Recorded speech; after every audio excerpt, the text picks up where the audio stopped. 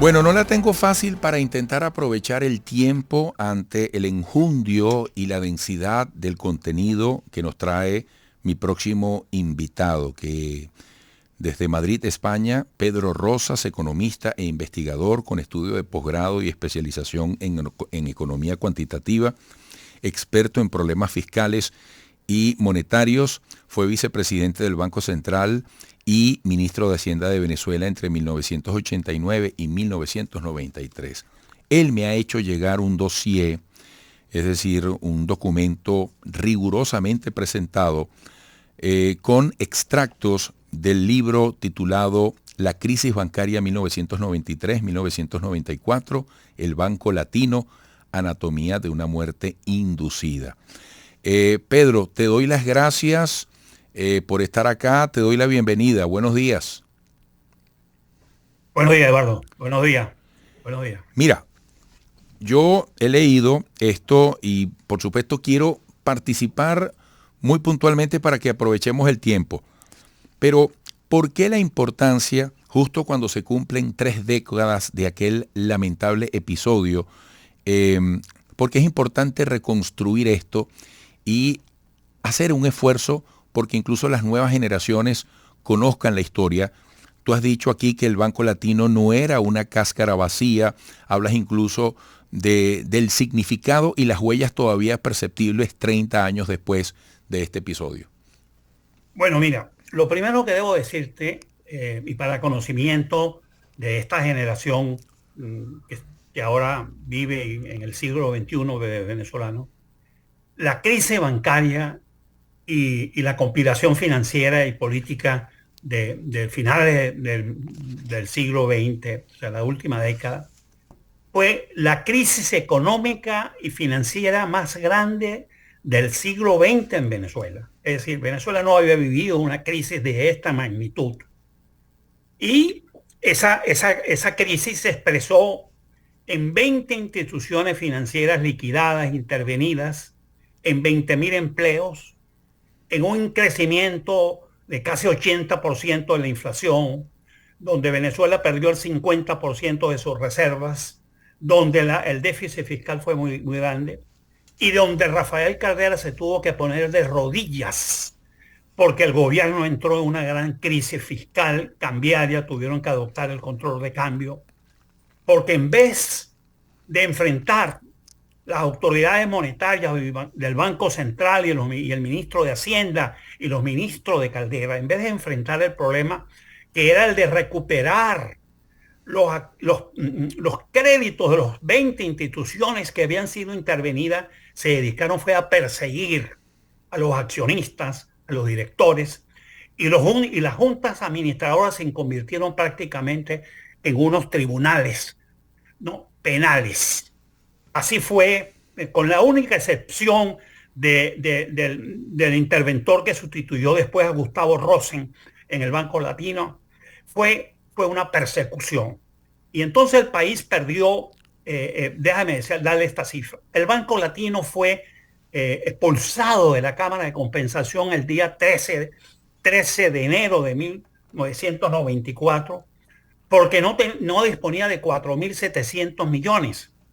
Y después la crisis bancaria condujo a que el Banco Central tuviera que emitir dinero inorgánico, como se le llama, es decir, prestarle a Fogade casi 1.300.000 millones, 1.300.000 millones para poder atender el retiro y los depósitos de las personas que habían ahorrado. Ahora déjeme decirle quiénes fueron los responsables de esta crisis. Esta crisis tiene 4 grandes responsables. Es la primera vez que se dice con nombre y apellido. En mi libro yo señalo con nombre y apellido los responsables. El primer responsable de esto fue la presidenta del Banco Central, Ruth de Criboy, y su primer vicepresidente, Omar Bello Rodríguez, que no solamente participaron en la conspiración bancaria, sino que también participaron en la conspiración para defenestrar a Carlos Andrés Pérez y a su gobierno. El segundo fue el ministro de Hacienda, que por cierto me sustituyó a mí cuando Pérez y los ministros dejaron el gobierno de Pérez. Era Carlos Rafael Silva, que fue el ministro de Hacienda de Velázquez, y Gustavo Rosen, quien había sido un funcionario del gobierno de Pérez, se sumó al gobierno de Caldera y se convirtió en el interventor perseguidor en el Banco Latino. En tercer lugar, hay que señalar dos bancos, dos grandes funcionarios bancarios que se beneficiaron con esta crisis. Óscar García Mendoza, presidente del Banco Venezolano de Crédito. Inclusive, él después envió a su hermano, a Germán García Bellotini, como uno de los interventores del Banco Latino. Y Carlos Bernarde, que había sido destituido del Banco de Venezuela por su nuevo accionista Arenstein, por las irregularidades cometidas. Y además, Carlos Bernarde estaba casado con una sobrina del presidente Carrera. Y en cuarto lugar, hay que señalar a Radio Caracas Televisión, a Marcel Granier, quien, dado su conflicto empresarial y personal con Gustavo Cisneros, que había sido un estrecho colaborador de Pérez y de Pedro Tinoco, se dedicó entonces a manifestar todo tipo de barbaridades e insultos contra los accionistas y funcionarios de los bancos. Y recordaremos aquella gran novela Por estas calles, que básicamente fue una campaña contra el gobierno de Pérez. En definitiva, pues, el Banco Latino fue el resultado de la acción conjunta y mortífera de estos grupos, que eran miembros activos y despiadados de las dos conspiraciones simultáneas. Y le quito un minuto más simplemente para informarle a los lectores. En mi libro, por primera vez, y con prueba documental, se dice quién le envió el chimbo cheque de la partida secreta a José Vicente Rangel.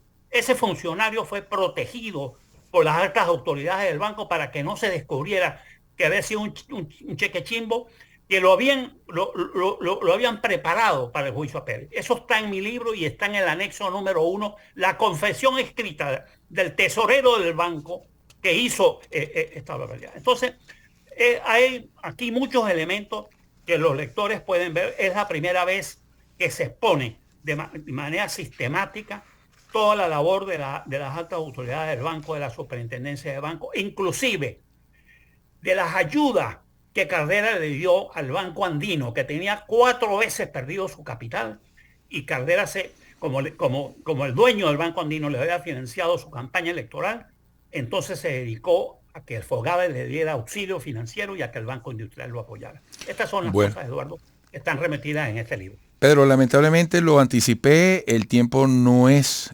suficiente, pero te agradezco mucho tu aporte. Al final tú dices que la idea es aportar al registro y análisis de aquellos hechos, con el nada utópico propósito de que nuestra sociedad, muy especialmente sus gobernantes, aprendamos de los errores del pasado. Y el libro ya está disponible en las librerías más importantes de Venezuela.